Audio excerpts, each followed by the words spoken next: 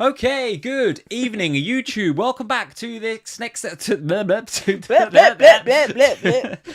How many times have I ever got that wrong? I think barely ever. You say the same thing every time and you always get it right. To the point where I could predict what you were going to say. I never get that right. What's wrong with me tonight?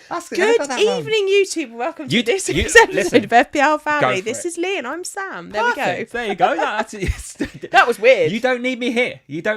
I'll tell you that. I don't know what happened there. Definitely don't think that's true. I think of, about 8 or 9 seasons? That's the first time I've ever stumbled over that nonsense. So how many times have I said that? Good evening, YouTube. Welcome. Good evening, YouTube. You've got to do that elongated good. Good evening, YouTube. Something like that. Good evening, YouTube. Welcome back to this next FPL family. I've got this next episode of it. I'm shook now. It's in my head. Just go into it. Just start saying hello to people. Just pretend it's not happened. Just pretend it's not happened. Welcome along to the FPL Family live stream. I'm Lee. This is Sam. Sam, we've said week after week this season, it's a difficult season. Listen, I don't want to start a negative because that's another very difficult week in FPL. Another difficult one. Yes? Did you think, the minute that I got back to you yesterday and I said, Lee, yes, Sunderland have scored, did you not think in that sentence, or in those 2 words or 3 words, Sunderland have scored? In that moment, did you not think, difficult game week this is going to be? Do you know what? When you said that to me, that was the first goal, wasn't it, for him to go 1-0 up? Was the 1-0. I did say, one of the things I think we said and we agreed on was this already feels like a low-scoring game week because there's loads of double Arsenal and there's loads of, there's some triple Arsenal. I even considered it myself this week because, we'll talk about our teams later on. We'll talk about overall ranks and all that sort of stuff, but... going back to our plans for game week 11, I sold Gyökeres this week. Many FPL managers did because of the injury. And I think even when he comes back from the international break, when we're hoping, fingers crossed, the Arsenal fans will be hoping he's all right. I'm not. It's the derby. I'd rather be out. Well, yeah, true. But then you've got Havertz maybe coming back, etc., etc. So I sold him and used the money to upgrade in midfield to Saka. So I was happy with that, right? We'll talk about teams later, but I was happy with that. But one of the things I was considering was, do I just go treble Arsenal at the back? Do we just go for it? And I just didn't feel comfortable having treble Arsenal. You just never know. Not that they make a lot of mistakes, right? But just one goal, one of anything. And in particular, Sunderland away, I mean, listen, they're proving to be no joke, Sunderland this season. No. What, are they up to 3rd now or something stupid? 3rd or 4th? 4th. 3rd or 4th. Absolutely unreal. What a result for them. The other thing that slightly put me off is that after the international break, obviously the hardest game of the season for them when we come visit, and then after that it's Chelsea, and those 2 sides do score goals. So despite malaise and conceding and everything else, there is potential there. I must admit though, because we'd split up at this point, I mean not actually, but just for 5 minutes. I take a Mac somewhere, you take an EV somewhere. We were out in London, weren't we? We'd been to watch. It made it sound like we were getting divorced for a second. Then I didn't mean it like that. I just meant all going wrong time. Oh my god! Like introduction screwed. The introduction's gone off. I've just said that we're getting divorced. We'd gone into London with our friends and we were going out for dinner, and I had to stop and pick up something for our little lady's birthday. So I said to Lee, because I didn't want her to know what shop I would go in, because if she saw the shop, she'd know. Yeah. So I said, you take her to the restaurant, I'll take him to get the present. Fine. So we split. I walk in the restaurant and I'm like, you seen the score? You're like, what? Yeah. I think because it not long, I mean, I don't think it was that long into the game, was it? Certainly I'd lost all track of time. It was only that I looked at my phone to check I was going in the right direction. And I was like, Sunderland are winning. And at that point, I said to you, like, Max has gone into meltdown at that point because he's like, I've got double Arsenal defence. I'm like, Max, dude, it's okay. Everyone has. It's okay. Don't worry. And I said to you then, I felt like that was quite a big part of this game week, but it just continues to go from bad to worse because I was already, I mean, we'll talk about teams later, but I was already using my subs going into that. Then we lose out on other players. Then today I was raging with Pep because he benches, I mean, I sold Winders this week, but I mean, doesn't bring him on this week, does he? Brought him on for a cameo last week, could have left him on the bench. There were so many things this week that just went wrong. Penalties being saved galore. I think it's the same for a lot of people, though. Goalkeepers being subbed off before potentially saving a penalty. I've seen a couple of teams online that have got, Thiago and Keane and a few others, right? But I think if you've done well this week, it's just big green arrows, right? Because I've not had a very good week, Saka aside, and I've got like a small red, as you can see. I'm down to 1.78 million. They're little reds, yeah. And I was 1.6 going into the game week, so 100k down. It's like in a week where I've had the Arsenal clean sheets wipe out. Oh no, okay, I've only got double, but that's got wiped out. Yeah. My captain's missed a penalty. Okay, I know everyone's captained him. I understand that. In a week where Gay just didn't turn up. So what was that? That's, to be honest, that is for me, that's the tipping point between the red and the green, is that Gay didn't turn up. There was absolutely nothing in the press, unless I missed something. Guys, tell me if we missed it. We missed it, but I didn't see anything leading up to the game about he might not play. Can we just talk about him specifically for a minute? Because on Friday evening, I was going to make no changes.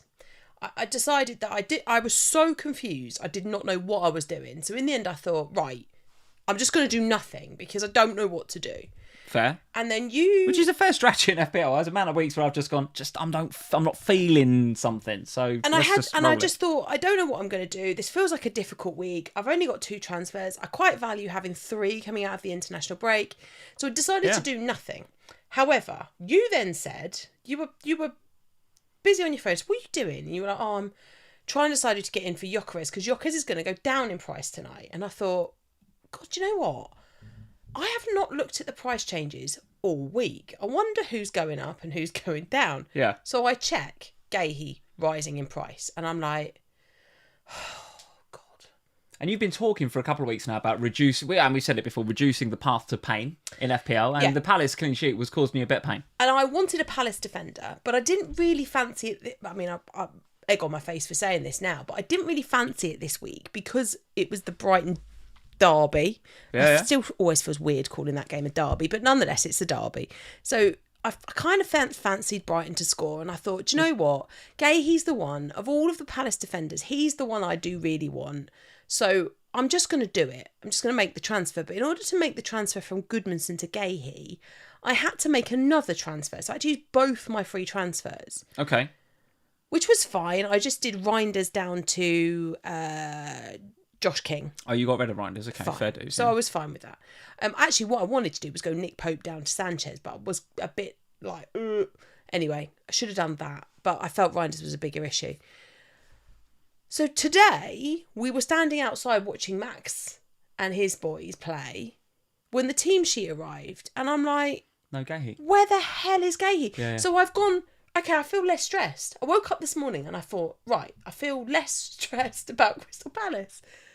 And then I spent the whole game today being stressed again because Gahey wasn't there. Listen, it's just one of those things, isn't it? But the challenge for us Gahey owners, of which you are now one, and I've been for a few weeks, is that, should the Palace clean sheet land, which it did, you're -6 against the field, aren't you, really? Yes, yeah. And I'm not saying everyone's got Palace defence, because they haven't, but many do. Yep. Because there's so many options there with Lacroix and Richards, and there's a lot of Munoz's around, right?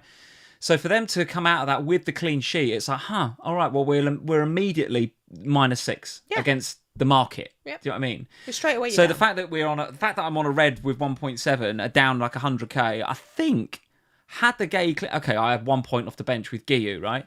But okay, so say I'm +5 more. Let's assume that Gay just got 6. He didn't get any defcons and no bonuses, which in a 0-0. That's unlikely. He probably does, right? yeah. I'd say it's unlikely, but let's be pessimistic and say Richard's got 8, +5. Then I'm from 1.6. I'm going up somewhere to 1.4 or something. It's probably a little green, yeah. So it's a small green rather than a small red. But listen, it's not great, but it is what it is. It is what it is, as they say, right? It's just one of those frustrations, isn't it? Because, like you say, I know that's painful, and I think you got a feeling today of how painful that is, because obviously you've been on Crystal Palace defence for a while. So whenever the clean sheet has landed, or the defcons have landed, or an attacking return has landed, you felt the benefit, and you've not really had to deal with the negative of not having that. Whereas today, I think it was a real. It was a bit of a kick in the teeth, but alas, it is what it is. I'll tell you what, those transfers as well, because I've done again. Well, maybe should we do it when we get to teams? Yeah, okay. We'll do it when we get to teams. But we haven't even said hello to people yet. I haven't even said hello, but it's a case of what could have been, because, and George won't like this, but I was very close to Thiago this week. I did suggest to you that you got Thiago. I did, and I think I said that's a really good idea. And in the end, I looked at Brentford's fixtures. I was like, oh, okay, well, I don't mind this week. But after that, it's a bit tricky, isn't it? But it'd have been such a good differential. But no, not to be. Let's say hello to a few people, Sam. We've got FPL Cowboy is in. Very nice to see you. Chatterbox is in. Good to see you, Chatterbox. Azzy, the Smiths 1986. Good evening. All this felt like a post-international break game week. Missed penalties and blanks galore, as he says. Yeah, it feels like We've got one of them coming up. It does feel like an after the IB rather than a before the IB. So I'm sorry, guys. Let's maybe see whether FPL gets more predictable or any easier after the international break. I'm going to go out on a limb and say, I guess not. Let's see. We've got people in the chat that have bought in Thiago. Yeah, well played, guys. George honestly. did, I think, well this played. week. Yeah, it's brilliant. If you bought him in this week, great shout. I know, George, you went to the game. Would have enjoyed that one, definitely. And actually, I was chatting to George this morning, through the PlayStation 5 controller, funny enough, because he and I are Fortnite buddies now. That was bizarre when I heard him I was like, I recognise that voice. Yeah. Max and I just had a quick game of Fortnite this morning. He was like, "Oh, is George on?" I was like, he actually asked if George was on. So I was like, okay, fair dues. I think he likes, and we've had this conversation before, I won't go into it, but like, Max is like a million times better than both me and George combined, right? Me and George are, I'm sure you won't mind me saying, we're average at best at Fortnite, me and George. But we had a quick game. Max carried us. I think we got like 2 victory royales, but it has nothing to do with it. I lie. George, for those of you that play Fortnite, you'll know what this means. If you don't, you won't. George did a double reboot in the first game, got me and Max back in the game, and we went on to win. So actually, I lied. George was the MVP in that first game. Does anybody know what that means? There will be Fortnite players out there that understand that. Is it still Simpsons themed? It is, yeah. Is Mr. Burns and Braxton around? sort of. Yeah, they're in it. It's a bit weird, this. Yeah, no, it's all right. But anyway, I walk across and I'm like, that is George. Why is George's voice in my house? And there he was, just playing Fortnite with Max. But we had a couple of games before we went to the G-Tech, and he said, via the medium of the PS5 controller, he fancied them today. And I said, well, I do, because you're at home. He said, well, it's as much them at Brentford at home as it is Newcastle away. Yeah, they're poor away. And I said to him, I think you're right. And I wrote down a stat as we were going into it. 3 points from a possible 18 for Newcastle away from home so far this season. They're almost as bad away as we are at home. Well, that's a whole other conversation. We've got to talk about you at home. It's absolutely crazy. Challenger 215, very nice to see you. We've got Siddharth is here. Christopher Warburton, nice to see you, mate. Who else we got? We've got Torben Nilsson. Hey, Torben, I bought Gahey in this week and I had Burn. Oh, no. So he's sort of dodged a bullet there by, you had Burn. Oh, I thought he'd Burn out for Gahey. No, he had Gahey and Burn both in his team. Burn's been a hero for the Champions League fantasy players this week, and then a villain for the FPL fantasy players this week. Torben, that's a tough one to take, that, mate. That's unlucky. That is a bang unlucky. Do you know what, though? I wouldn't know if I'd fancy going into the Newcastle defence right now, because I think Pope went off injured as well, didn't he? Yes, before we had a chance to try and save the penalty. So annoyed. Ramsdale back in is not, I don't think, that's not good for Newcastle defence. Genuinely thought that George was trolling everyone when he said Ramsdale's warming up ready to take the penalty. And I thought, George, stop being a wind-up merchant. And then he sent a picture of Ramsdale warming up. And I was like, Correct. Oh, okay, you are actually telling the truth. Correct. We've got Matthew Lewis is in. We've got Anycas, we've got Mpondu one, we've got a whole host of you in this I was going to say this morning. Are you all right? Am I all right? What's happened, darling? I don't know. All of the sort of real standard FPL family stuff that I say week in, week out. I'm just getting it wrong tonight. What's up with me? I don't know. He had a big old roast dinner. Maybe it's that. That's what it is. Maybe it was my complete lack of interest in a Liverpool game. I mean, let's get to these games. No, we can start there, but because it was quite funny, I think, the Liverpool game. You said to me before, like, you felt like this was a make or break one, and it did feel a bit make or breaky. Oh, yeah. And I was expecting Liverpool to be better than they were. At the start of the game, I was expecting you to go into it and be a bit bolder, be a bit more Liverpool, I guess, a bit more fight, a bit more grit. I wasn't expecting it to be quite so City dominate straight away. And I know that you had one ruled out, and maybe the game changes if that one sticks, and all of that narrative that I'm sure you're going to talk about. But I was genuinely using this game as an opportunity to scout. Scout for next week. Scout Liverpool, because And I put this on the opening graphic. Thanks for the picture of me on the graphics, by the way. I think it actually looks quite good. I think it looks great with me just going, because that's exactly the face I was pulling most of the time for 90 minutes. And I just felt like, I was using this as an opportunity to work out what I was doing, because in my head, here's a little, insight into how my brain was working. I was thinking, right, Gameweek 12 is going to be tough investment, but I've got players that I'm happy to get rid of. So I could go in at an Ekitike level or a Dom Szoboszlai / Ryan Gravenberch level in midfield quite easily, one or the other. Mm-hmm. That's fine. 13, I think it's Game Week 13, you've got a great fixture. Well, let's have a look at the fixtures. I put together the ticker courtesy of our friends at Fantasy Football Scout, and yes, over the next 6, but I think you could extend that to like the next 8 or 10, and Liverpool would still be top, if not very near the top of the FDR, the Scout FDR. Forest at home next in 12, West Ham, Sunderland, Leeds, Brighton, then Spurs away in 17. Yeah, Liverpool first, top of the shot for the ticker, which is why you're absolutely right. A lot were looking at this game today and going, well, how it's almost like how many Liverpool and who. I was absolutely expected to be sitting here tonight going, well, which Liverpool do you want for next week? And we were going to have a whole conversation about Van Dijk and Szoboszlai and Salah maybe if he scored again because he'd got a couple of goals recently. But as the thumbnail says, and I hate to say it, but I just don't think I'm going there. Just not going to do it. So I was kind of thinking I'll get one over the international break, and then going into Game Week 13, the West Ham game, or is it 15? I think you've got Leeds. Leeds in 15, but it's Leeds away. Yeah, but in my head, one of those 2 fixtures was going to be my free hit week, so that I could treble up on Liverpool. Okay. At a time, because I wasn't convinced that I'd want to be always trebled up on Liverpool, but I was thinking those 2 weeks feel like a good opportunity, because despite Leeds actually being all right since they've come up, they do concede goals. So I was like, well, maybe there's an opportunity there. And West Ham, I mean, they conceded a couple to Burnley, for goodness sake, so surely they'll concede to Liverpool. Mm. So in my head, I was like, I'll get 1 for next week, free hit, get 3, and then I'll be back down to 1, and then I'll worry about it after that. But then I watched the performance today. Now, I didn't really watch a lot of your performance in midweek because, as you know, I was watching Mickey Van de Ven become messy. However... what a goal that was, by the way. What a goal. Oh, my God. Oh, so good. But I did watch the highlights and I was impressed by Liverpool. But then, so it's the same team today. So when I see the team sheet, I'm like, right, okay, here we go. We're going to see the best of Verts. We're going to see... No. But this is the problem, because this is why we desperately need Kirkes to come in and make a difference, because Robbo can't do those 2 games in a week anymore. You look really tired. I'm not sure Van Dijk is... he obviously can, right? But it's... He's not that old, is he, Van Dijk? It's the 2 games themselves, though, right? It's Real Madrid and it's Manchester City, right? If it was Real Madrid and then I don't know, it's actually really difficult for me to point out Wolves. Okay, Wolves then. Let's say Wolves. Yeah, then it's different, isn't it? Potentially, it's different. But the Premier League is relentless this year, right? The fact that Sunderland can get a result against Arsenal, score 2 against Arsenal this weekend. Yeah, and weirdly, I wasn't surprised. Like, I was surprised, but not surprised, if you know what I mean. Because Sunderland, that's been the season. We've had this kind of weird season. Nothing surprises me in the PL and with FPL this season. Yeah. And that's why I'm sitting at 1.6 bloody million, and so many of the content creators that we know and love.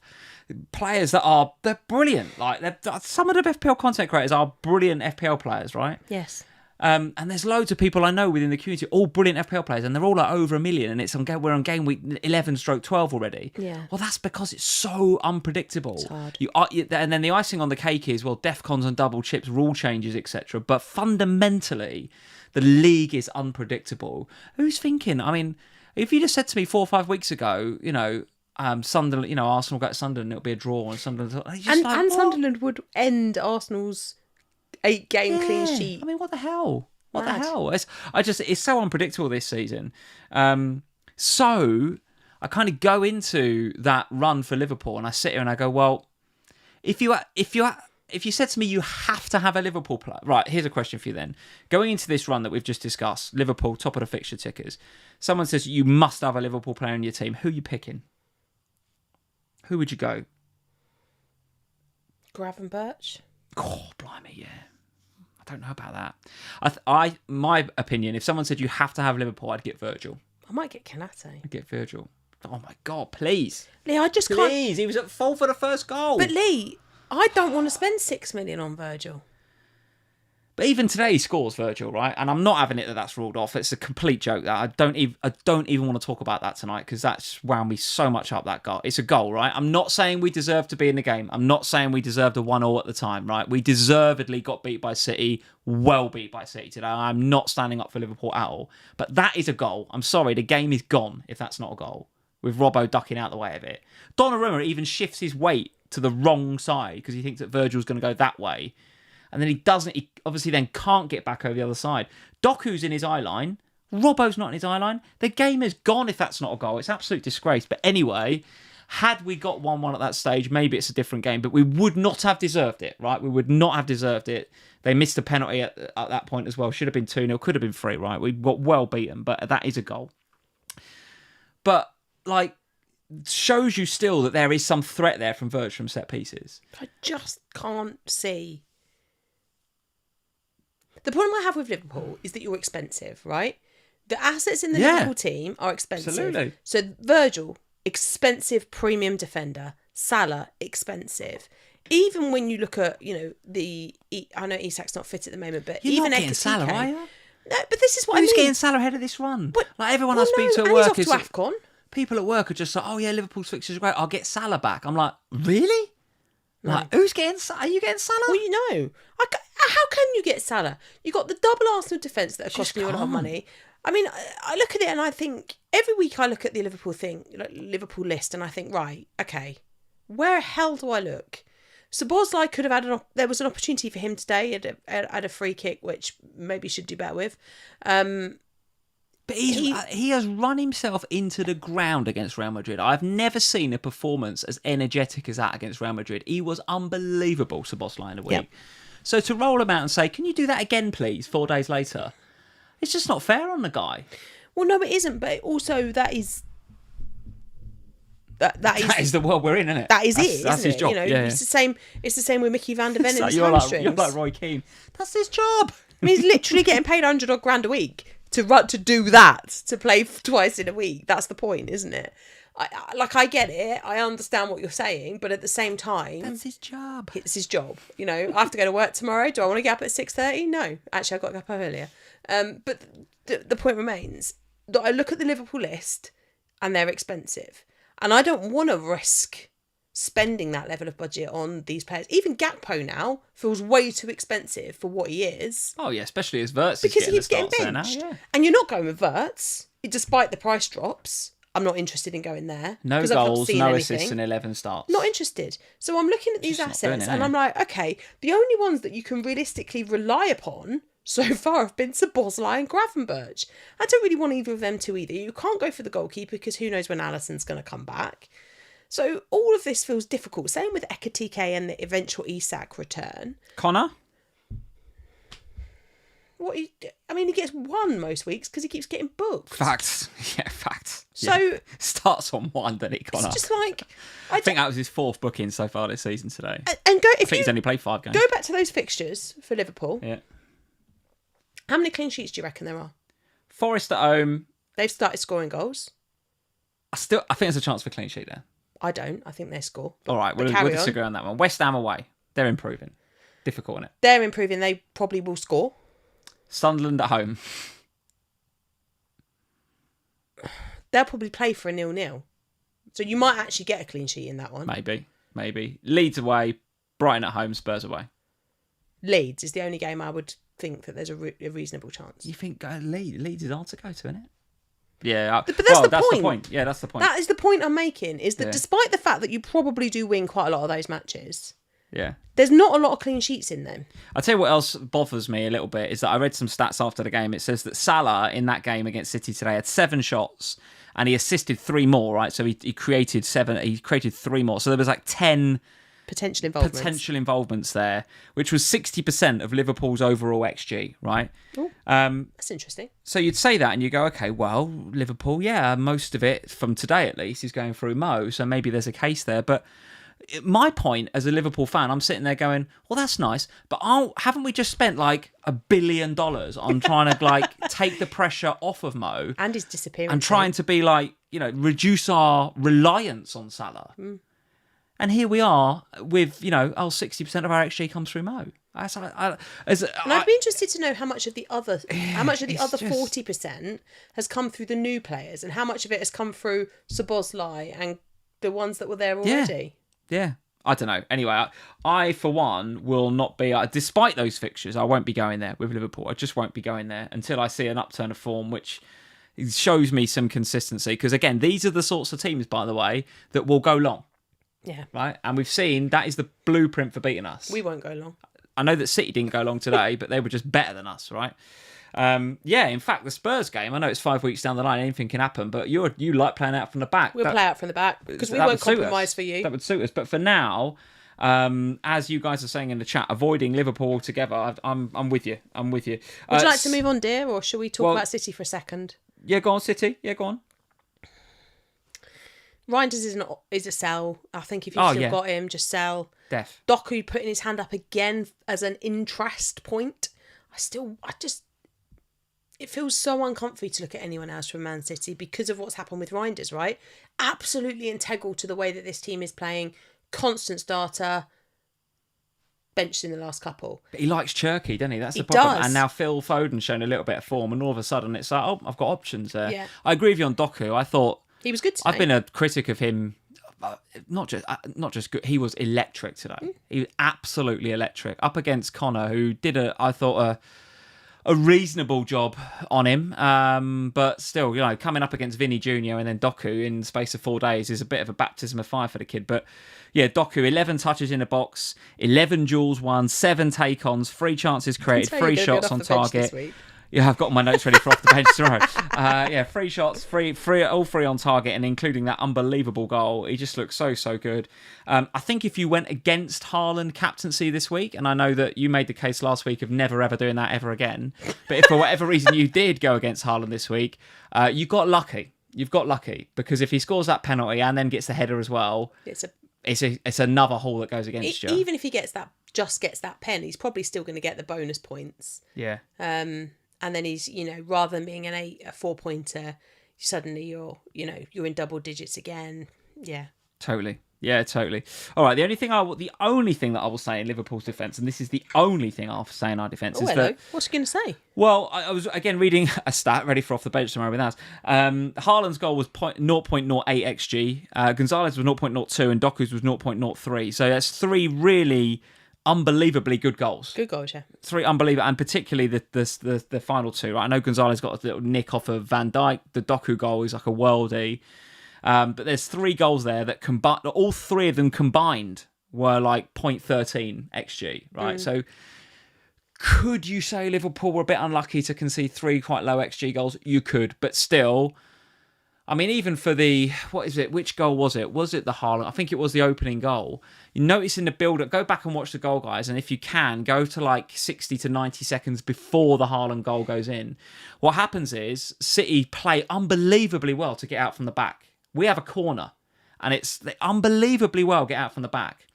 And because we've played from the corner, because Robbo's taken the corner over the far side, it means that he's not there. When they play out so well, Van Dijk has to come over into the left-back position. And immediately I went, that's not good.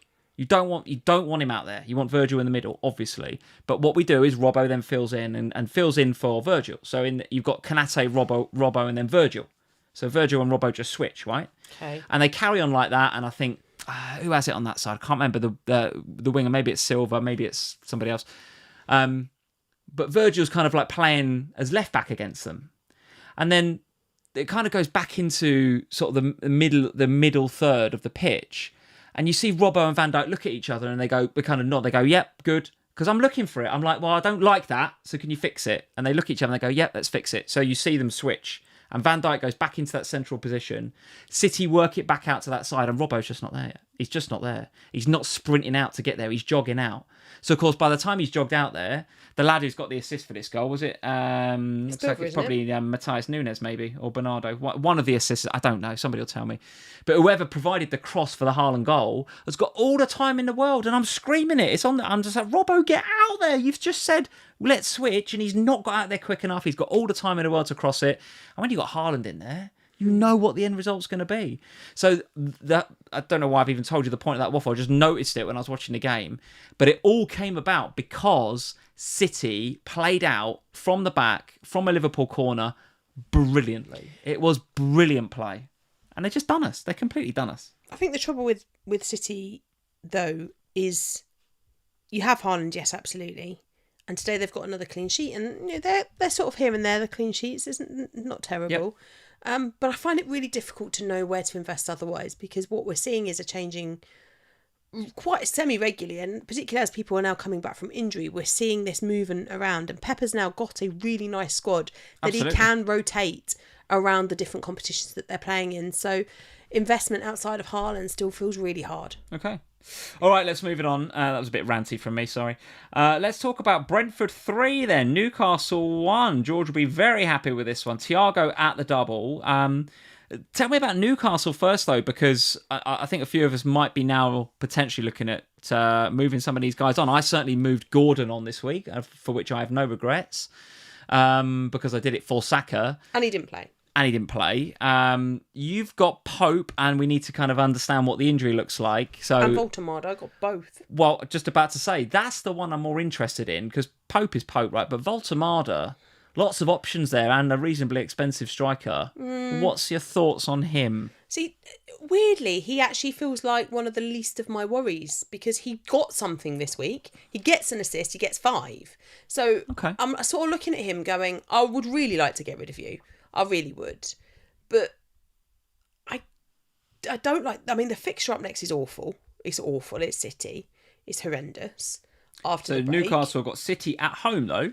At home. Yep. Then away at Everton, Spurs at home, Burnley at home. I mean, that's 3 not bad home games in the next 4 for Newcastle. I mean, they're much better at home than they are away.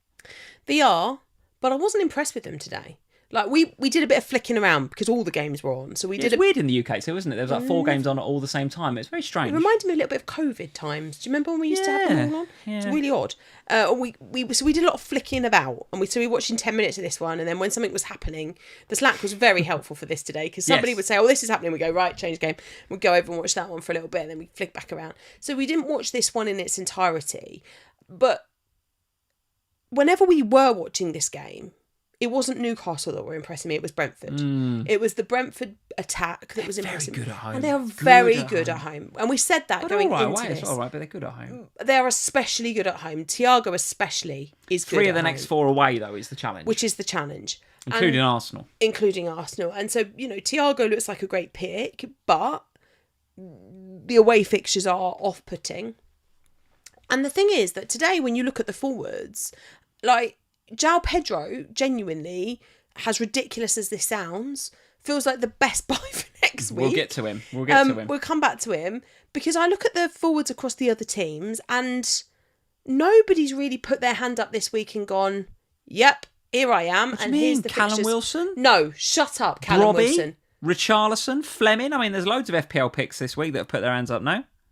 This season, honestly. It's mad, isn't it? It's mad. I mean, Richarlison, did you know, I read a stat that he said... doing taking his shirt off, Richarlison? What's a knobhead? So, I read a stat that said that every time Richarlison has taken his shirt off, Spurs have not gone on to win the game.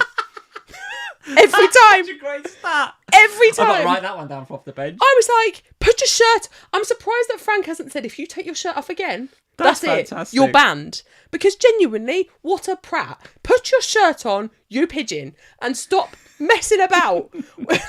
It's the 91st minute. I know you're excited. I know you've just come on and scored. That's all wonderful, but keep your bloody shirt on. Do you know when I know when a Spurs player is really not very good? Is when you're going in on them. You, like, your love for Spurs is, like, mad. Like, I could really dig it. Like, Ange, I give him so much abuse last season. You just stood by him week after week after week. But Richarlison, no, you're just in. You're just like, no, he's crap. Keep your shirt on, you muppet pigeon. Do you know what? He's not the one I get in most of, though. It's Wilson Odobert who gets the most of my wrath. Yeah. When I sit in the South Stand, he is the one. And I sit there and I rant at my mum. And then the other night at the Champions League, he was actually quite good. And my mum was like, he's quite good tonight. And I was like, no, I'm not having it. But going back to my actual point was that Voltemade gets an assist this week. The fixtures aren't great, but there's a lot of home games and they are better at home. And then I look at the rest of the forwards. none of the ones that you've just listed I have any interest in. No, of course None not. of them do. Like, but then even across the good teams, like Arsenal, you can't go there because, well, I'm already trebled up elsewhere. And even if I could, Havertz, Gyökeres, Moreno. And I think I read. Moreno's midfield. I think I read that GW12 is also back in training. Yeah, so there's all this going on at Arsenal, so can't go there. Sesko at Manchester United goes off injured. They have to play for 10 men. We'll get to that later. We're not going there. No, but you're just going through the other forwards in the other teams. Like, genuinely, I'm at Liverpool. I don't want to go there.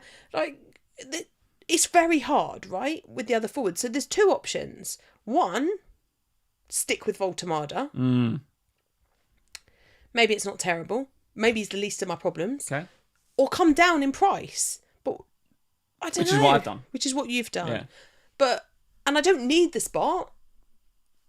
But I just think I might just leave him alone because, to be honestly, I've got other issues. I think as Webby's saying, it's at that price point, it's Thiago or JP, really. That's the one to go for. And FPL Cowboy is suggesting DCL. No. FPL Cowboy, that's you go and ask Az about DCL and then come back to me. So Newcastle, bit of an avoid, I think. I'm going to have to work out what's up with Pope as well now because that's my bigger issue.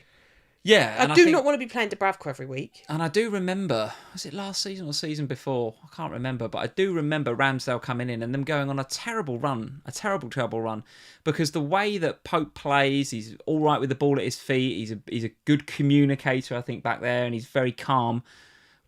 Ramsdale's not really any of those things, is he? He's not really the keeper he's not a Pope, is he? Anywhere near. Well, he ended up playing Dubravka, didn't he, for most of it? Because it didn't go well, do you remember? That's true. I remember. It was Ramsdale in, wasn't it? And then it was just like, oh yeah, this guy's so bad, I need to play my third choice keeper. Yeah. So, and I don't want to be, as much as I'm seeing some improvements, we're not seeing across some of the teams. We're not seeing them against for Dubravka. Really. All right, shout out for Brentford though. Very good, very right? good, Brentford, very good. And very Thiago, bang on the radar. And as Connor is saying in the chat, Thiago looks lethal on pens. Great form, full of confidence. Let me just have a look at the fixtures because I've mentioned earlier in the pod, maybe I didn't go there because of the fixtures. Well, it's the away stuff. Brighton away is difficult next, no doubt about it. Burnley at home in 13 looks really good. Arsenal away, Spurs away. I have to say, I've earmarked, and this might change, right? Because who knows this season, anything can happen. But I have earmarked the free hit for Game Week 13. That's when I was potentially when I'm going to play it. And if I do, for sure he's in there. For sure. I mean, I can't see me picking 3 other strikers ahead of him. Obviously, Haaland will be in there against Leeds. But Thiago at home to Burnley looks pretty good. Looks pretty good. Anyone else in that Brentford side that's sort of catching your eye? I always like Sharda. I always think Sharda looks good. Every time I watch him, I like him. But I think, honestly, it feels like you go Thiago or you don't go Brentford. Feels like the one, on a free hit, I might, in 13, which is when I think I might play it as well, I might go for both of them too against Burnley. Yeah, I've been a bit of an admirer, and I was at the back end of last season with young Coyote at the back. I like him. You do like George, him, I don't know if you agree, George, but I like him a lot. Whenever I watch him, yeah, sure, he's a defender. Defenders get booked. Every time I watch him, I'm just like, yeah. I know that he's got the throw-ins as well, which is a massive plus for him, right? And for Brentford. I mean, the carnage he can cause from a throw-in is unbelievable. But just his overall style of play is kind of no nonsense. Doesn't make too many mistakes either for a kid of that sort of age. So yeah, I like him. I like Coyote. Good player. Yeah, good player. I noticed actually Sepp van der Berg is in second overall this game week for XG underachievers. Top is Semenyo, of course, with the penalty miss. But then it's Sepp van der Berg with a delta of minus 0.77. So he must have had a chance. Van der Berg, I've not seen the highlights of this game, but I'm guessing Sepp van der Berg must have had a chance in there somewhere. That must have been a bit when we weren't watching it. I would have thought so. But yeah, Thiago, definitely the one on radar, isn't it, from a Brentford perspective? Let's not go there. Let's move on let's go back to my window. What else can we discuss, Sam? Is it, like you said, there's a few of the games there where we kind of jumped around a little bit, didn't we? We didn't kind of watch one or the other of these opening 4 games today. So maybe Should we talk about Joao Pedro and Chelsea, given that we're talking about forwards? And yeah, Thiago? Go on then. Yeah, we'll go back to sort of Saturday night and have a look at that one. So yeah, Chelsea 3, Wolves 0, which for the first half at least, I thought Wolves I thought they were tight. I thought they were compact. I thought they were sort of frustrating Chelsea a little bit, and it was kind of difficult to see where all the possession. They had plenty of chances, Chelsea, but it was just like, is it going to be one of those days for Chelsea? But as soon as the first goal goes in, and I don't know where the marking's going. I mean, for Gusto to be left like that in the mid, like literally in the middle of the goal, I don't know what the XG was on his goal, but it must have been high.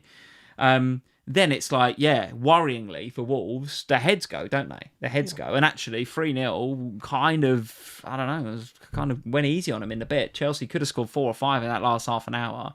I thought particularly when Neto went into the 9, actually. When that happened and he put him in there, I thought he looked really good. Mark Guiu, who actually was first on my bench, so I did need him this week. He come in for me for Gahey. And I tell you what, he was 4th for XG underachievers in that game with a delta of -5.8. There was one very big miss, and there was another one where he slid it past the post. On another day, I'll tell you, I've got the jammiest double-digit haul off my bench you could ever believe. Because actually, when we were watching that game, we didn't know that you would need your first bench player because obviously we didn't know about Gahey.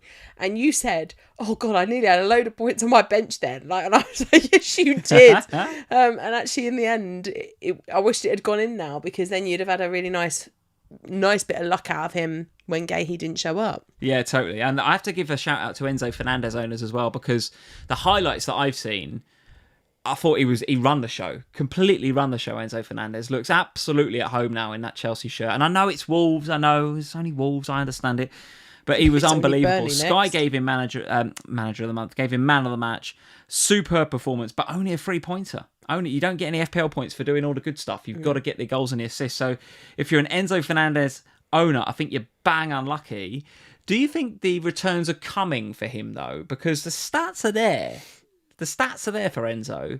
I feel like in the next couple of weeks somewhere there's a haul for him, and we're all going to go, yeah, I saw that coming, and when, the likes of me and you are not going to be on him.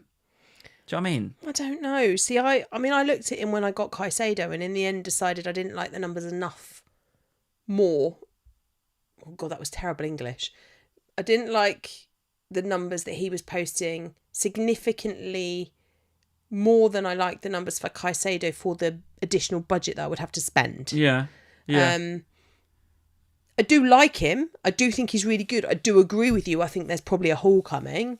Got to look at that knee though, and he's ruled himself out of Argentina duty because he wants to rest his knee again. Yeah, there's a few of them at Chelsea that are doing that. Caicedo hobbling around, and then he was asked after the game Maresca about him, and he said, "No, he's fine." I don't know. They've already got quite a few players out, haven't they, with injuries, and with the Club World Cup over the summer, no rest. Are these niggles going to come back to bite them at some stage? Maybe. You've got Caicedo. Happy? Yeah, I should have. As part of my transfers, despite the fact that I wanted to get rid of Reinders, and so that's why I did it that way, I should have done the Pope down to Sanchez thing. Because obviously that would have bought me then a clean sheet.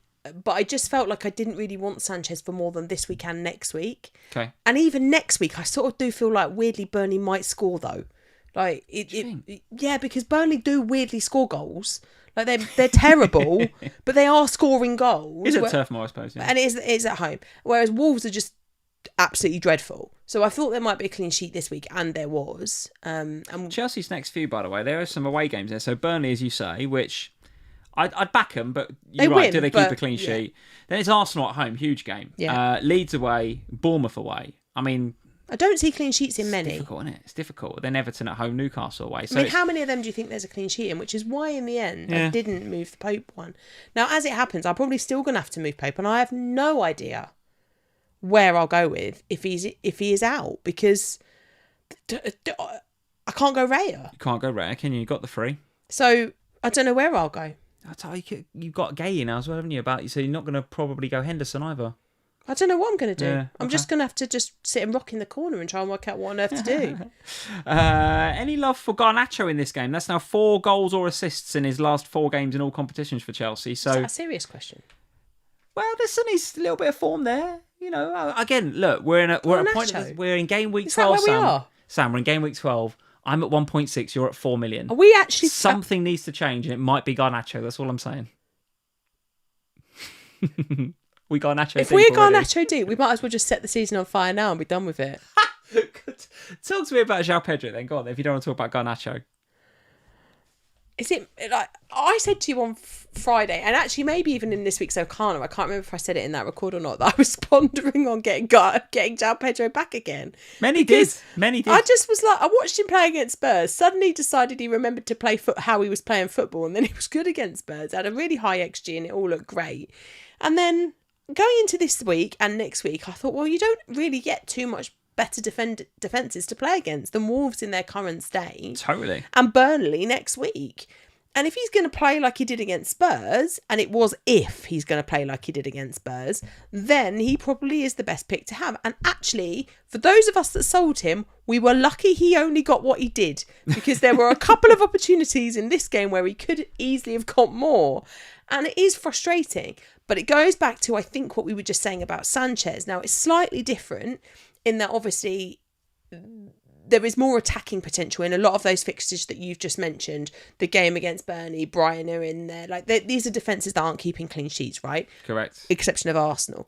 So these are defences that he can score against. And so that's why I'm more willing to invest in the attacking players from Chelsea than I am the defensive ones. Yeah. I just don't know if I can trust Mentally, him. you go back there. Yeah, I get it. I get it. I don't know if I trust him to not just slip off back down into I've forgotten how to shoot no again. shot territory. Yeah. Wolves, less said about them the better, but still a team to target. Target them until they get a manager. Absolutely still the team to target. Loads of games still to go, Sam. Let's talk about Spurs 2, Manchester United 2. So I don't know what to make of Spurs at home. I mean, what is that now? I think I saw on Match of the Day the stat was something like I've written it down. It's a 2025 stat, so let's not. Yeah, I get it. Let's not put all this on Frank, because I do feel like people are. No, I know you're not, but I do feel like there's a lot of narrative. There you go, your word again. Won 3 of your last 20 Premier League home games since the start of 2025. But we were being led by Ange Postecoglou, who did not really care about the Premier League for a lot of that. So whilst I am, all of that's true, I think we should judge it from Frank starting, and it is not as bad from Frank starting. Okay. So is it? We are still pretty poor at home. This is not an excuse. This is the thing. I think the narrative. I think if I'm going to create one, which I will, is which you will. Is it like that stadium is intimidating? It's an amazing stadium to run out in front of 65,000-70,000 people every Saturday. Yeah. Unbelievable stadium. Say what you want about Daniel Levy, but what he's left you there on his way out is something incredible. World-class stadium. I agree. For some of the younger players in that side, is it too much of a burden? Is it too much for them to come out to the razzmatazz? The dun dun dun dun dun dun dun dun dun. You know what it's like at Spurs when you go there? The bloody music at the beginning. It's just like big, it's like put the pressure, come on Spurs. And it's just like for like a Tell or an Erdebert, it's too much. See, I don't think it is, because they don't, because it's different, because they come out to bigger razzmatazz for the Champions League games. And they're not losing. Yeah, but you're playing Qarabag and people like that. It's different. No. This is the Premier League. It's very different. Lee, we were playing Man United. They're as bad as Qarabag. Qarabag have actually been quite good this season, to be fair. What? No, but Qarabag have actually been good. They held Chelsea, didn't they? I don't think so, no. I think it's more to do with the fact that... Just the narrative that I created. I don't think it's to do with what happens at the start of the game. Right. I think it's to do with what happens when they piss about with the ball. So what happens? Some tactical analysis from Sam when they piss about with the ball. So what happens is we start the game. The whole ground is on board, right? We're all with them. We sing their names. We're excited. Music's going. Dun, dun, no, the music's finished. Dun, dun. The game's on. The music's finished. That's done. We're in the game, right? We're singing around. It's all great. And then somebody will do something stupid. Every game, somebody does something stupid. And then what happens for about 3 or 4 minutes afterwards is the whole team go, "Ugh," and they all honestly, they'll just start messing around, particularly if it happens at the back. And Kingdom FC says, Dr. Sam diagnosis spot on again. Here we go. Right. So then what happens is the fans then go, "Oh, God." And then we all get a bit angsty and a bit nervous because we think they're going to go Spursy, so we all go, "Huh!" And then the whole you feel it, you feel the whole atmosphere kind of go, "Oh God, why have they started doing this?" And unless they then get out of it, then we all relax and then we go back to singing again. Yeah. If they concede in that moment, which is what's been happening, the fans get on them, and Vicario commented on it. He did an interview. It's the pressure, isn't it? He did. Well, Vicario did an interview with Spurs where he said it's not hugely helpful when you get on our backs, and it's not hugely helpful. That's my narrative. 70,000 people. You said it's the music. It's not the music. It's the likes of you sitting there having a go at Erdeber. Poor old Erdeber. He's only 19 or whatever. He's coming out of the music. This going off. All this, you and your mum up there going, you're rubbish all the time. Poor little kid. Right, he can't take it. No wonder you're losing out. Hashtag narrative. Okay, hang on. For a start, my poor mother's not telling anyone that they're rubbish. She's delightful. She would, I tell you what, Debbie Barnes wouldn't say anything bad against. You could be relegated to the League Two and she'd still be like, well, they're trying their best. She will back them. And so on Tuesday night, the team, we're sitting there eating our fish and chips with a donut. I'm so happy on Tuesday night before the game started. I'm sat there with me mum. We were having a lovely chat. And then a team sheet come out and I see Odeber. And she goes, I'll bet you're happy about that. And I was like, oh, right. I'm going to be really positive to him tonight. Every time he gets the ball, I'm going to basically do what I used to do to He's Timo. a teenager. Get behind him. I said to him, we'll do what we did to Timo Werner. Like, we'll really clap him. We'll really encourage him. We'll shout his name. Hopefully he'll be all right. Hopefully he'll be all right. And he was actually all right on Tuesday night. Yeah. And then so we didn't actually watch this game because we actually went out. So we're having lunch with our friends, and I was so desperately trying to forget about what was happening at Spurs and not be really antisocial because we're out with our besties and the kids, and we're having lunch, and my phone pings, and I look at it, and it's a flipping Man United goal, and I was like, ugh! And I could feel the mist of anger descending. It affects you. I've said it in recent weeks this season. It affects you. So I'm like, I don't mean you. Just generally. All of us. So it started to descend, and then thankfully we were sat down, and so my bestie's opposite me, and she asked me something about our holiday. So I was like, right, park that. So I went on the Slack and I turned. Sorry, boys, but I did. I turned the notifications off because I was like, I can't have this. I can't. All the United fans in the Slack. I can't. Ping, it's not them. It's not what they're saying. It's I can't keep my head in this while that's happening. So I need to not. I think forget that's happening. Anyway, George just goes rude. Sorry, George. I know it is a bit rude. So I mute the Slack. I put my phone in my bag and I turn my watch off so that SofaScore can't ping me. So we then get to the theatre. As we arrive in the theatre, I'm buying Evie a bookmark. Who knows why she wanted a bookmark, but she does. So I'm buying this, and my phone obviously has reconnected with my watch at this point, and it goes ping. And I was like, I felt like a SofaScore pin. So I look at my watch, and it's just a massive Spurs cock call. Went a bit mad. Then we go up to our seats in the theatre. Has this story got an end, or is it? Yeah. Go on. Because it's quite. It's a narratively. Then I go up to our seats in the theatre, and I sit down, and there's no signal in there, right? Yeah. So this is like the 90th minute. Which is nightmare for you. Right? No signal. So I'm like, okay, should be finished by now. So I just one quick check of the full-time score, make sure it finished 1-1 before I put my phone away and watch the show. Get my phone out, 2-2. I'm like, I turned to you, didn't I? Because you were sat behind me. And I was like, I finished 2-2. And you were like, all right. And then I look at it, and then I'm raging because how have we conceded a goal in the 96th minute? Having just gone up with Richarlison taking his shirt off, it's his fault because he's taken his shirt off. The Muppet Pigeon. Muppet Pigeon has taken his shirt off, and then we've lost again. Could we have some FPL analysis? Is it so too much all of to it? ask for, or? What do you want? I don't know. So all of this means that That's what the people are here for. So okay. So Richarlison, Conan Mawani's apparently now fractured his jaw. So if you have got... Yes. Where's that come from? I don't know, some Man United thug probably punched him or something. I don't know actually what happened. I will not have any anti-Man United narrative on here, Sam. I don't know. I will not have it. I actually don't know what happened to him because it wasn't in the highlights. Conan Mawani fracturing his jaw was not in the highlights on Match of the Day. Funny that, Sam. Funny that on Match of the Day they didn't show a Man United guy elbowing him in the face. Yeah, I don't know what happened to him. It probably was nothing. He probably hit himself or something. Who knows? But anyway... He's fractured his jaw. The point of all of this is that if he's fractured his jaw, the pigeon is going to be back starting again. Well, so he's back in it again. I'm not saying you should get him because I don't think you should, but he will start. Kudus was missing, and it's such a miss when Kudus isn't there. I do think that I'm hoping that he's going to be back after the international break, because when he's not there, we aren't as good. So we do have to be mindful. People are saying in the chat, they're saying, Man United thugs, look, 5 bookings for Spurs, 1 for United. Look, you go, Man United thugs, you've got 5 bookings here. Look. To be fair, I did also caveat it with, I don't know what happened to him. He might have punched himself. I don't know what happened. I didn't even see it. It wasn't in any of the highlights. It wasn't in any of the highlights that Spurs put out either. Well, can you just calm down? Because I, for one, hate anti-Man United narrative on here. Are you all right? I'd never do it.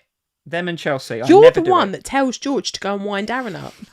You're feeding the lines. You're going, go on, George. You're like the devil on George's shoulder, going, go and wind the United fans up, George. Come on, FPL analysis. Who are we getting? Who are we getting for Spurs, and who are we getting for Manchester United? I don't know if you will get anyone for Spurs, to be quite honest. Okay, good. We just spoke about Spurs for 10 minutes. And the conclusion of all of that, guys, is the chips and the pies are good, but don't get him in FPL. Well, Mickey van der Ven is our top scorer. Yeah. So if you want to go for somebody who might score a goal, go for Mickey. But we won't keep many clean sheets. It's Arsenal up next, so realistically, I don't think you want to go anyone. Excellent. All right, let's move on to Manchester United. And Bremo looks good, doesn't he? Yes, he does. But he is good. He was good at Brentford. Totally. Yeah, totally. He's really good. As us Bruno Fernandes owners will tell you, he just finds a way to get points, doesn't he? Who, Bruno? He just finds a... You're going to keep him then? Well, yeah. It's just like, he just finds a way to get points. Even though you could save money by having Mbommo instead. I don't think you save that much money now, going to Bruno Fernandes to Mbommo. Somebody tell me the price difference, but I'll be amazed if it's more than 0.3. What? I'll be amazed if it's more than 0.3. Go on, look them up. I'm checking. Look them up. Checking right now.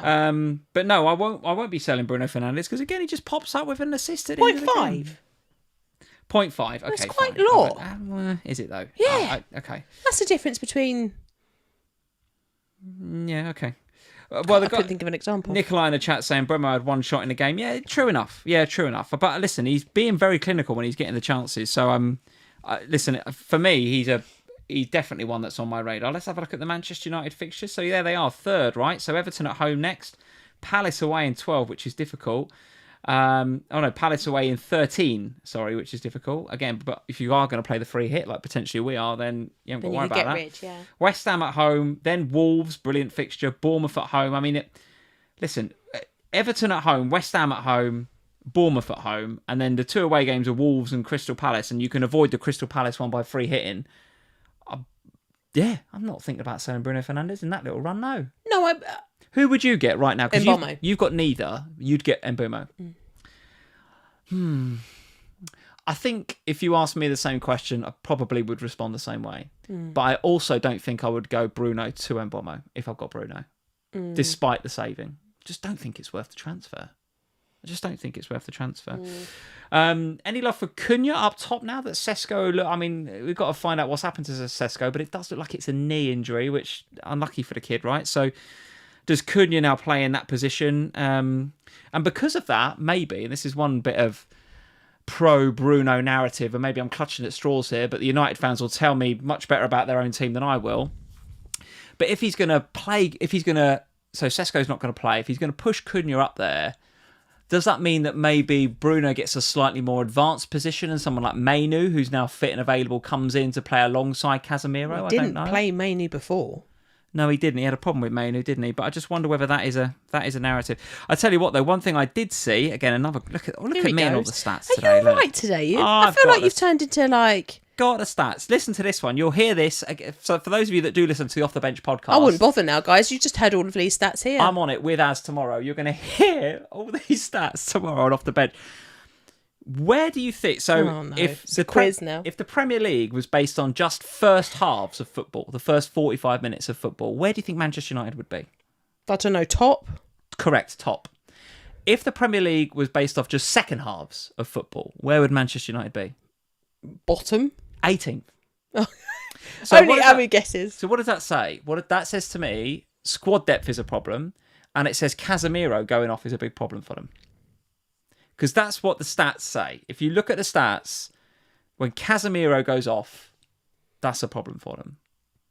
So they've got to wrap him in cotton wool. If he ever gets injured, that's a problem for Manchester United. But that's also fine because they don't play any other football. Well, true. They're not playing twice a week. They're playing once a week. So it shouldn't. Should be fine. Why take him off? Should be fine. Just play him 90 minutes every week. All right, Sam. We are at 1 hour 4, and we've barely scratched the surface of these games. We've got to rattle through the rest. No, we haven't. We've done most of them. Have we? We done Sunderland, Arsenal. Well, we talked a little bit about Sunderland, but we haven't really. No. Go on then. The defence is what it is. I won't change my investment from an Arsenal perspective just on this one result because they've been defence. And remind me, you are Gabriel, Timber, Saka. Yes. Yeah. So Gabriel and Timber getting 1 point each. Okay, it is what it is. Like, there was going to be a week at some point where they weren't going to keep a clean sheet and we were all going to go, oh my God, what's happened? Arsenal haven't kept a clean sheet. But that doesn't mean we should suddenly panic and sell them all. If you've got Arsenal defenders, just hold them. It is what it is. Of course. The Saka Rice thing this week, I think, is the big talking point because there was a whole trainload of people going, I can save 3 million or near enough by going from Saka to Rice. And that saving goes a long way to affording whoever else it is that you wanted. And I understood it. I absolutely understood it. I understood the narrative because it's not just that you're saying, okay, I've got Saka and Goodmanson and in the end, instead I can have Rice and Munoz. You know, you're strengthening your team by downgrading your Arsenal player, and it doesn't really feel like a downgrade because Rice has been on set pieces and he's performing really well. Yeah. However, the thing that put me off doing it is that Saka is that player for Arsenal, isn't he? Like, every team has that player. For City, it's Haaland. For Spurs this season, it's been Kudus. That player that's like integral. It hasn't really been Saka for this season yet, though. I mean, this is the first game where you'd sit there and you go, actually, yeah, I agree. Top performance. But I also feel like he is that player, even when because he's the one that always feels like he's a bit talismanic, yes, but also that he always feels like the one that, if they need something, might just drive it. He might find it. I felt like the haul was coming though, right? One of the reasons I bought him in this week, and I had that exact dilemma. I was just like, right, Gyökeres is out, so I'm going to transfer him out. I've got an Arsenal slot there. I've got to use it because I think you've got to have 3 Arsenal. I've got Raya and Gabriel already. And yeah, it's like, okay, well, I'll get rid of Gordon then, and I'll have either Saka or Rice. I had that straight choice, and I think in my defence, I was probably 70-30 Saka for most of the week. And I think but Rice for sure was in the thinking, right? He flipped somewhere between 30-40% in my thinking. Yeah, right? okay. But I was always leaning Saka. And one of the reasons I was leaning Saka was mainly his performance last week. Like, you captained him last week. You're bang unlucky. I'm still raging about it. 2 big chances. He could have had assists as well. And I'm like, yeah, on another day, you know, my whole kind of, is it Saka, is it Rice dilemma? If he scores those 2 last week, it's easy, isn't it? You're just bringing in Saka.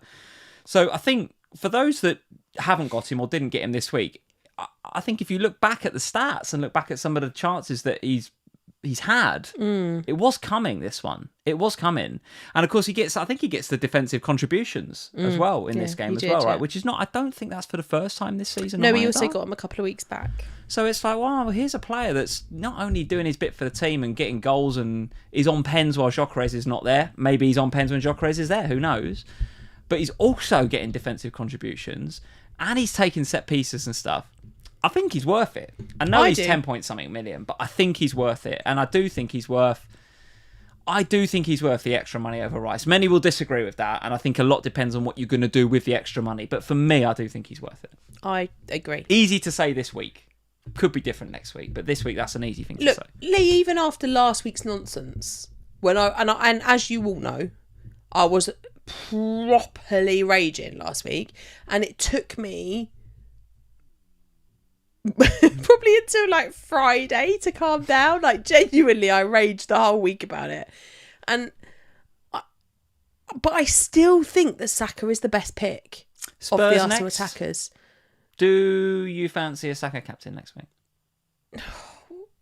Do you have to ask these stupid questions? I'm just saying, it's an option. What did I say to you last week? What? What did I say to you? I've tried to basically blank out everything that we said last week. Last week I told you that I'm not ever going to captain anyone other than Haaland unless Haaland is injured. So don't ask me if I'm going to captain Saka against my own team. You prat. Of course I'm not. I feel like the bringing up the Saka captain trauma. From Why last have you week. done it? Why did you bring it up? I didn't mean You've to. done it deliberately. Let's talk This is about- what you do with the Manchester United fans in the Slack. This is what you feed to George, isn't Let's it? talk about Sunderland then. Go on, Sunderland. What do you want to talk about Sunderland? Well, I just think Ballard, probably one of the best all-round displays I've seen from Ballard of a defender ever. I thought it absolutely incredible. It's had a couple of weeks of that. He did it a few weeks ago And as then I well. find out on Match of the Day or somewhere that his ex-Arsenal academy Chucked out, wasn't he? went on loan to all different places. They didn't fancy him after a while, so they binned him. He's just turned up and pulled out like what I would call like He's a gone. 10 out of 10 performance against them. I mean, the goal was so well taken, wasn't it? So good. And even the Brobby goal right at the end, it's just like, well, he makes it because he's just being a pain in the arse from a set piece, does like this weird overhead flick bicycle thing, and then Brobby just gets on the end of it.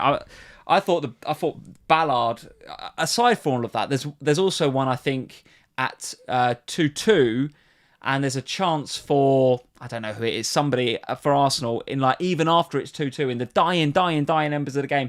And he's the one that's in there blocking it, throwing his body on the line, Ballard. I thought it was an unbelievably good performance from the kid. Unbelievably good. From an FPL perspective, though, I still couldn't really tell you where to go. I mean, yes, you can still have Mukiele if you want. You can have Alderete and those guys. They're still pretty good value for a team that are up there in the... But What? But what? fixtures aren't great now. Oh, okay. Well, I've not had a look at that. Let me see. Sunderland fixtures. You are right. Away at Fulham, home to Bournemouth, Liverpool and City away, Newcastle at home, Brighton away. I know that they have just drawn 2-2 with Arsenal, and I know that was a really good performance. We should also remember that they've lost to Burnley this season.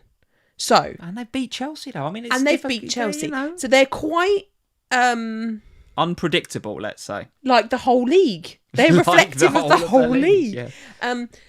But I look at those fixtures and I think defensively, you can have one if you want because they're cheap and you can sit them on your bench. You have a Ballard on your bench or an Alderete or a Mukiele or whatever you want on you stick them on your bench. But in reality, you're not really going to buy a Sunderland player, not unless you need to find the money for something else. Okay. All right, let's move it on. Where else do you want to go? A couple of more games to do. What? We've done Everton. Everton Fulham at the Hilly Dick. Go on.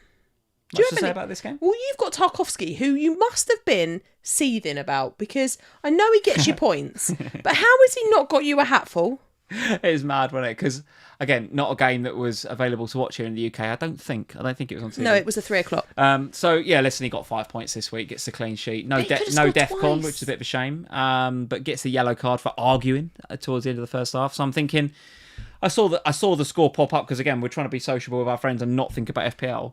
So I didn't, and I just saw the score. I was just like, 5 points, I take it.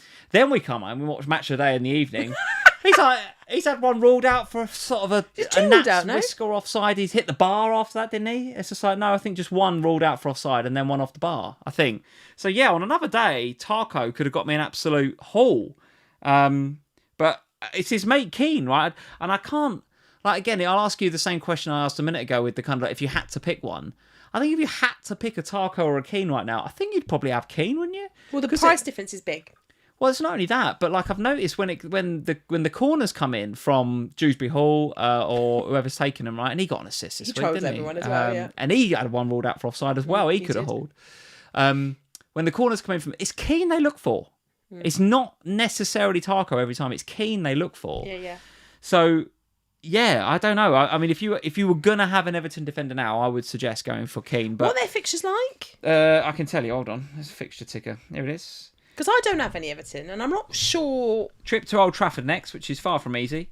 Newcastle at home, Brentford away, Forest at home, and then Chelsea, Arsenal. So it's difficult, isn't it? It's difficult. There's not a lot of clean sheets in there. Yeah. Ask me if I'm going to sell Tarkowski then. Are you going to tell us? Hang on, couldn't speak for a second. Are you going to sell Tarkowski? Oh my God! You've got my problem that I had at the beginning. Go on. Are you going to sell Tarkowski then? I might do. I haven't decided. I thought you were going to launch into some sort of like, yeah. No.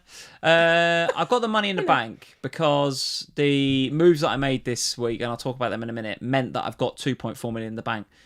One of those million I was going to spend doing Tarko to Virgil. That was going to be a move. But not sure I want to do that now with Liverpool. So he might get a little stay of execution. He'll probably sit on my bench next week away at Old Trafford, right? I'm probably going to bench him. But with those fixtures at 5.5, I can't see me keeping him. I can't. But I'm not really sure where to go to. If you had him die, though, would you keep him? No returns this week? Not super expensive, is he? I think you can probably hold him. He probably could be held. I don't know. This sounds a horrible thing to say, given that they've just won 2-0, but I just don't find them very exciting. Okay. All right, let's move on from Everton. The not very exciting Everton, then I can buy into that narrative. West Ham 3, Burnley 2. Crazy game, right? Bonkers game. Crazy game. And if you are a Jared Bowen owner, you can consider yourself very unlucky that Kyle Walker-Peters nicks that one off of him. I mean, if I had Bowen in FPL, I would have been raging. Yeah, but Kyle Walker-Peters wants raging. Well, clearly, he just Bowen thinks he's got a tap in for like 0.99 XG, and Kyle Walker-Peters just toes in. Did you see Kyle Walker-Peters on Instagram, though, apologise to the Bowen owners in FPL? Did he? So you can only imagine the Bowen FPL community has gone after Kyle Walker-Peters on Twitter. You can only imagine that's happened. Did he really? That is brilliant, by the way. Yeah, there we go. That as 86, I had Bowen. I'm absolutely livid. I would be. If I owned Bowen, I'd been fuming. He was, by the way, in the top 10 for forwards this week, Bowen, with... well, I was going to say he's in the top 10 for forwards for BPS this week with 9 BPS. Being in the top 10 forwards, by the way, is nothing special. Hang on. He's in the top 10 because he got 9? Yeah, it's nothing special, is it? That's ridiculous, by the way. Yeah. 9 in the top 10? Well, there's probably not that many more forwards playing this week. But anyway, yeah, you're bang unlucky if you've got Gordon. Anything else? Gordon. You're bang unlucky if you've got Bowen. Yeah, him as well. It's getting late. I started off bad. What's going on? Just end it bad. Anything else to say about this game? There's Souček popping up with a goal and assist. We've seen the helicopter celebration a couple of times recently. No. Any love? No. Don't. Are you serious? Just giving opinions and ideas, Sam. Are you seriously asking about Souček as an FPL asset?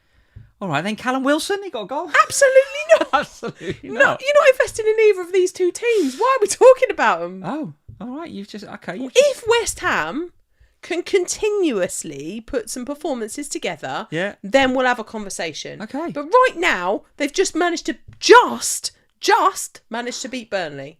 Sorry, Hammers fans. So you have to forgive us on that one. Palace we've talked about. It's just Gahey not being there, isn't it? Any problems for Mateta and Sarr owners? Just hold, I think. Yeah, still a good team. I know Brighton are a good team. Forest Leeds I've not seen, but I think Gibbs White scored. Anderson scored. Yeah, penalty. Scored a pen, yeah. Pen. Defcons, probably. Gibbs White had gone off, I think. Know. All right, so eyes on them, but maybe you can get them going. I think they're still in the relegation zone, though, so got to see a bit more from them, I think. But they are improving under Dyche. They are improving. All right, there we go. That's the games. That's enough. That's more than enough games, isn't it? More than enough games. Well, it is because you can't talk anymore. Well, I couldn't at the beginning, so we've got to get on with our teams, haven't we? This is me for the week 38. Yeah, listen, it's like... I had to put rotate double subs on yours. Yeah, it's just a bit... I went into it thinking my team still looks a bit crap. I was obvious to the moves I made. I got Gyökeres and Gordon out for Guiu and Saka. And part of the reason for not getting Thiago, because I did have the money, I could have had Saka. Imagine getting in Saka and Thiago this week. It would have been incredible. But I didn't get Thiago, got Guiu instead. Mainly because I wanted some money to deal with Reinders for next week. That's what I was thinking. Okay. Because I now look at my team and it's a bit like lopsided. I've got Guiu, I've got King, I've got Reinders. I mean, listen, I'm happy with Saka, Semenyo, Fernandes, Haaland, Mateta. I'm happy with them. But I've got Reinders, I've got King, I've got Guiu. I've got a few there that are not guaranteed starters and I don't like it. So I've got to do something about Reinders. I'm feeling pretty okay with my defence as well. Like Gabriel, Gahey, even Senesi I think I'm pretty okay with. Tarko's the one I've got a bit of a question mark over. Goodmanson's there, and he's just there, isn't he? So it's fine. He's a 4.0. So it's that midfield I'm worried about. Is that Reinders and King? With probably Reinders being the one that's probably got to make way. But I've got 2.4 million in the bank and one free transfer over the break to potentially deal with him. No, because I spent 2 this week. We're getting Guiu and getting Saka. Oh. So that's probably the weakest part of my team that I've got to fix. So I'm kind of fingers crossed hoping for no injuries over the international break. because I really would like to do the Reinders move. But for the sake of the podcasters, here's my team. Raya with 1 in goal. Senesi, Tarkovsky, Gahey and Gabriel at the back, with Tarko being the highest scoring there with 5. Saka 12, Semenyo 0, of course, with the penalty miss. Bruno 5, Reinders in midfield. Haaland 8 as the captain. Mateta 2. Dubravka, Guiu coming on for the 1. King coming on for the 1. And Goodmanson with the 1 sitting on the bench. So yeah, honestly, the only difference between a red and a green arrow for me this week is the fact that Gay didn't show up. Yeah, I know. If Gay shows up, I've got at least 5 more points. It's green. It's a fairly pathetic green, but it's a green. And I would have taken it. But as it is, it's about 100k down. I've just discussed this ready for next week, but for just to run you through this, the team actually doesn't look too bad. I think Tarko probably will go to the bench. But again, this is my squad depth problem. Who comes in? I'm not probably going to put Guiu in there. King against Sunderland at home. I don't mind it, but Sunderland are all right, you know. Leeds at home. Goodmanson at home to Villa, maybe. They just put 4 past Bournemouth. Maybe King or Goodmanson come in for Tarko. I don't know, but Reinder's definitely the one that's on my mind. I've Manchester got to get rid United. The reason I played Van der Ven in the end last week is because Manchester United are really poor from shots conceded from set pieces. Are they? Which is why I played Van der Ven in the end. Okay. So maybe actually playing Tarko isn't terrible. Yeah. Okay, what, defending from set pieces or shots from set pieces? Defending from them. All right, maybe it's not too bad. But like I say, it's Keane they look for, not him. But that's listen, it's a bust team, but we've got an international break now to have to worry about, right? So no knee jerks for me. I will be sitting on my 1 free transfer and my 2.6 million and seeing how the international break goes. 37 for you this week, so just a point behind me. What do you want to talk about this week? Like you, a really small, really small red. And like you, it's because Gay doesn't show up. And I was so frustrated that I knew that Crystal Palace was my issue, so I fixed it, and he doesn't show up. Pope actually, despite my rantings about him, picks up 3, so that's not terrible because he gets the extra point there, and goes off before the second one, so keeps that. Gabriel and Timber we've talked about. Van der Ven I played. Senesi comes off the bench to actually be my highest scoring defender this week, so thanks for that. 2. Saka with 12, Caicedo with the 2, Semenyo obviously missed the pen like he did for everyone else. Haaland with 4, Voltemade with 5, and then Mateta with the 2. The bench, just to conclude it for everybody, Dubravka with 2, Kudus didn't show up, Senesi with 2, and then King, but he's come on for Gahey, and then King with 1. Yeah, it's not much to say, is there? Really? It was what it was, and it was frustrating for sure. Cheers, Mark Gay, for not showing up, basically. The Palace thing is really difficult to stomach because I knew it was my biggest issue and I tried to fix it, and I thought I'd fixed it well, only to then find that he is MIA, and okay, yeah, it's all a right. shame. So 37 this week. Here's your bust team for next week after the international break. What are your initial thoughts? Well, this is why it took so long for me to do the graphics today. You were like, what are you doing, woman? Why is it taking you so long? I had to set up a whole new template to play 4-3-3 because we didn't have one of them set up. All right. So I'm currently playing 4-3-3. With your 2 Spurs players on the bench against Arsenal in the derby. Well, Kudus is injured. Oh, dear me. Talk about lack of faith. Look at this. I'm going to go back to my narrative. Do you know what somebody said to me last week when I was ranting on some platform or another, Instagram, I think. Yeah. Somebody said to me, just hedge your bets, Sam. Play your Arsenal because then FPL might go well. But it wasn't Spurs Arsenal, but imagine it was.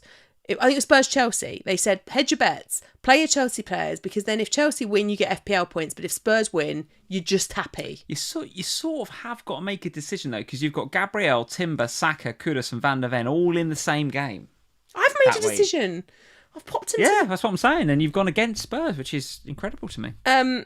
So I've got to keep eyes on Nick Pope. I don't want him this week really anyway. But then Dubravka, aren't you, over Pope? Surely. I mean, Christ, Dubravka's got Chelsea as well though, so it's not like. No, Dubravka's got West Ham away, according to your graphic. No, he hasn't. He plays for West Ham. I've just not clearly not put it right. He's got Chelsea at home. Okay, fine.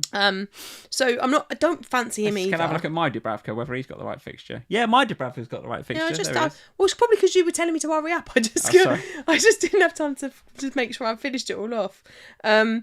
Anyway, so I don't really want to play Dubravka over Pope because but then I don't really want to play either of my goalkeepers, so I'm just going to accept that they're both going to concede, and if Pope's injured, I'll swap him out. So Dubravka doesn't play for West Ham, he plays for Burnley. He plays for Burnley, yeah.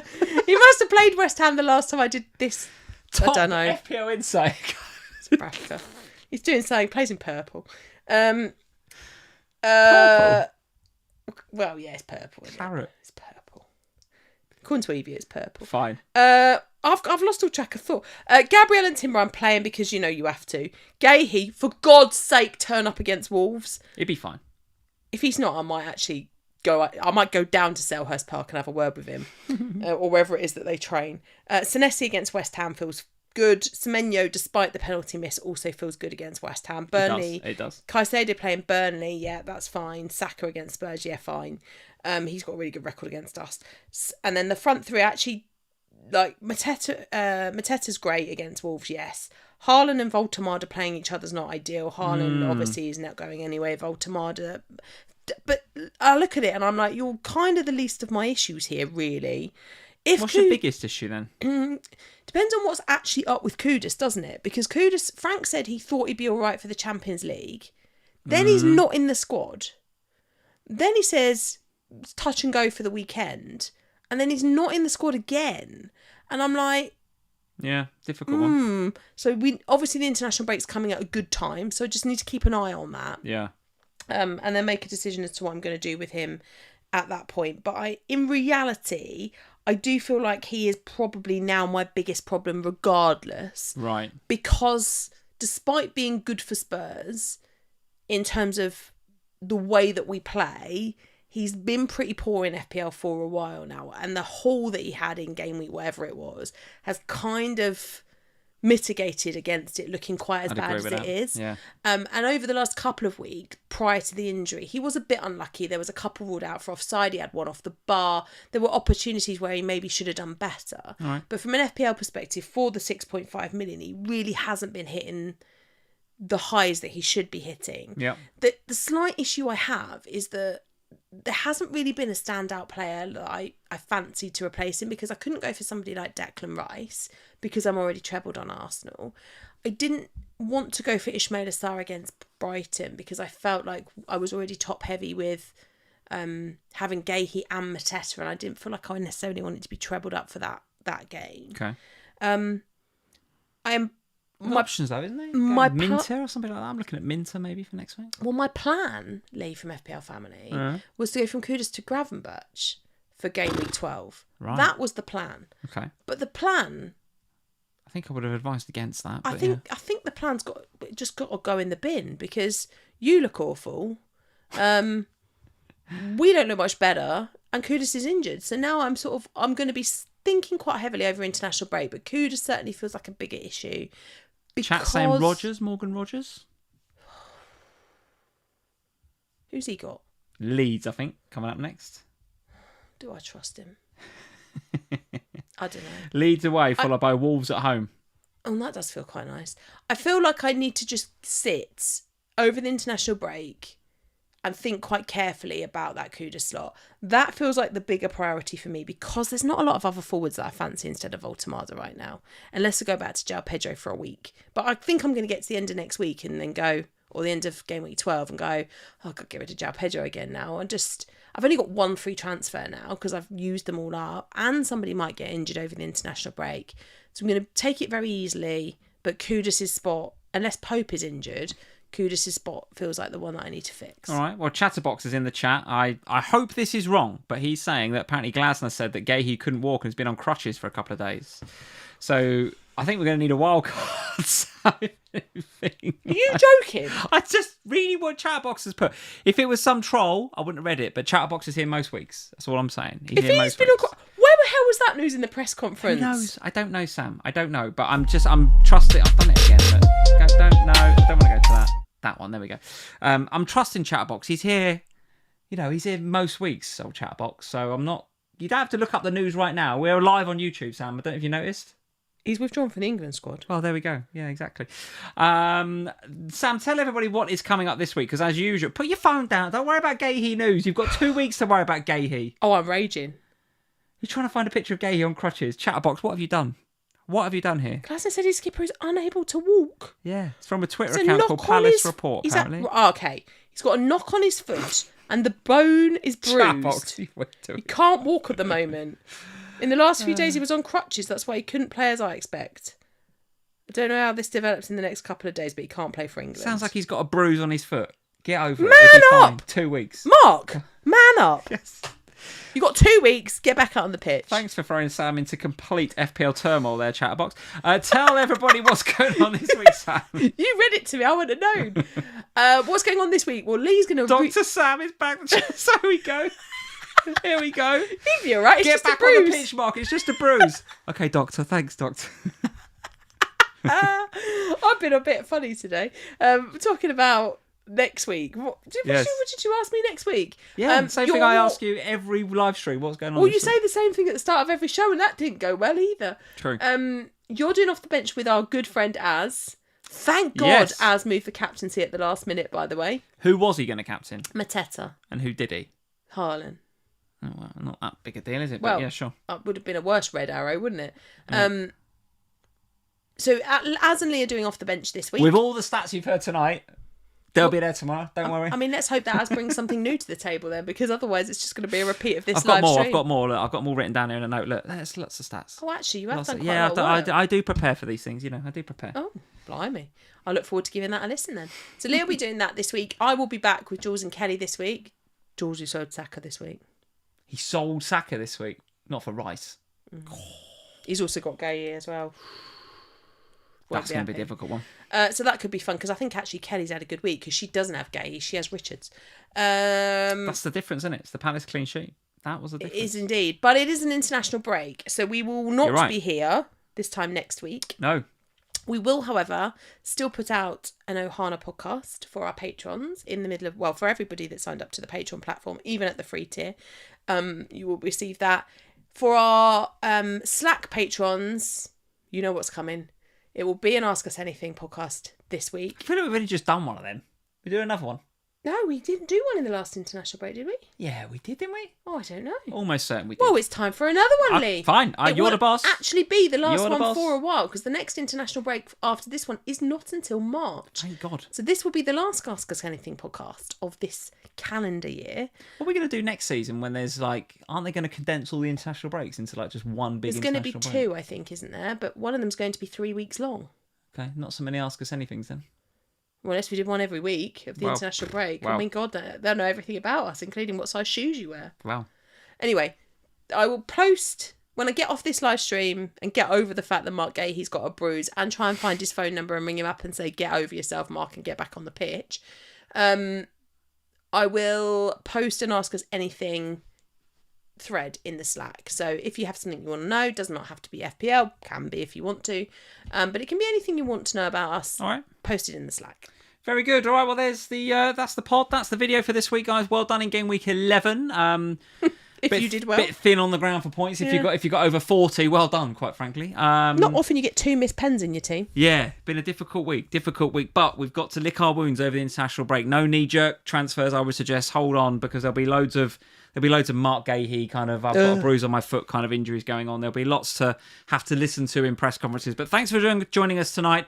Leave us a like and subscribe if you're new around here. All that good stuff. And we'll see you in a couple of weeks when we'll be looking back at game week 12. All right, cheers, guys. Bye, guys.